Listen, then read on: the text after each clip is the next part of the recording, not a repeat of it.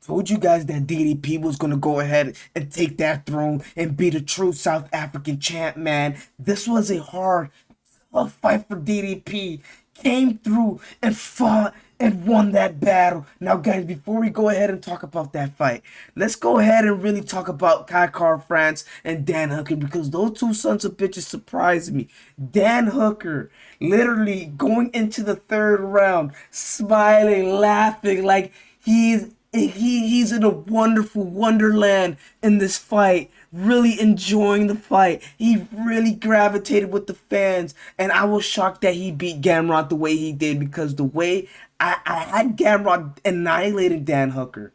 It was no way, no hell was going to be putting my money on Dan Hooker over Gamrot. And to my surprise, Dan Hooker weathered the storm. Kai France, I had Steve Erceg winning the fight. Now, Steve Erceg started the fight off being technical, trying to find his counter punches, but he just couldn't find his range or the counter punches. All of a sudden, this man, Kai France, goes in with an overhook that he usually throws all the time and never connects.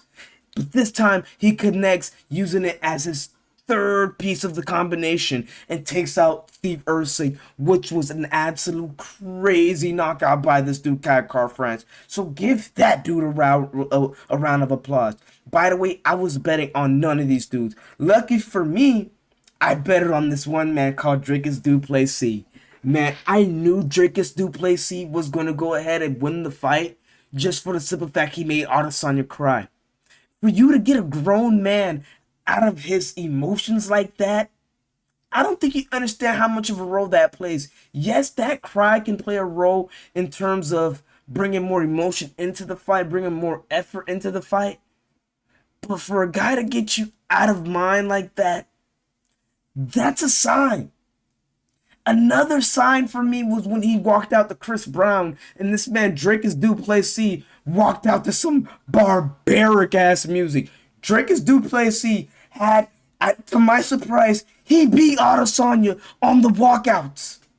I did not think that in a million years Dricus Du Plessis would annihilate Adesanya in the walkout. I thought Adesanya was going to come out with a good walkout. But coming out to Chris Brown was mind-boggling to me. No one wants to come out to Chris Brown. Walkout music? You're about to fight? Huh? That sounds like a female, you like Angela Hill should be doing this. What are you doing? But let's talk about the fight, guys. Now, round one started, and Israel Adesanya easily won that round. Dracus had a good point within the round. Landed some good strikes within the round, going through with the blitzes.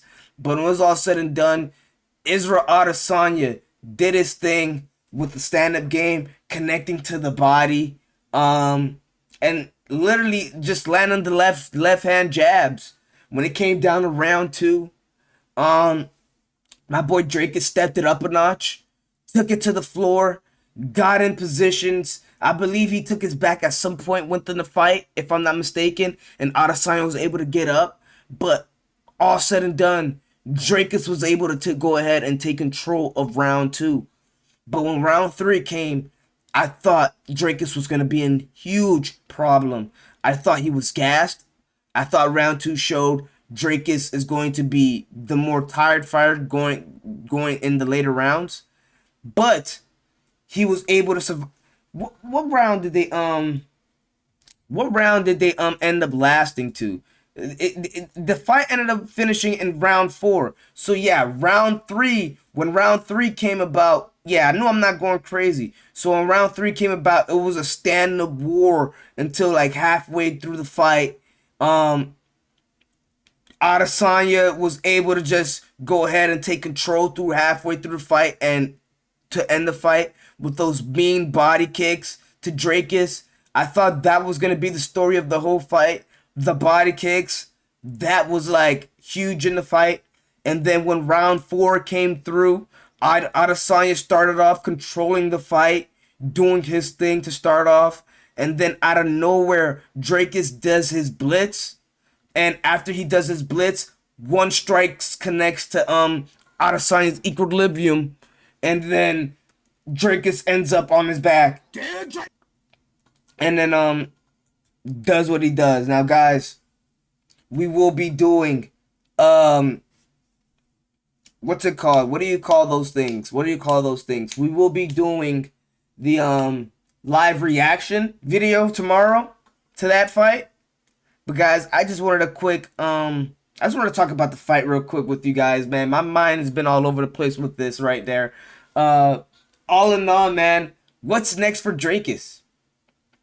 What's next for Drakus? Sean Strickland is the guy that they say is next on the board, but is that really guaranteed? I want to see what happens with that Robert Whittaker versus Hamzat. I want to see something there. We have parity in the middleweight division, guys. We have a storyline between every single. We have new. It's a new flower that's been born, guys.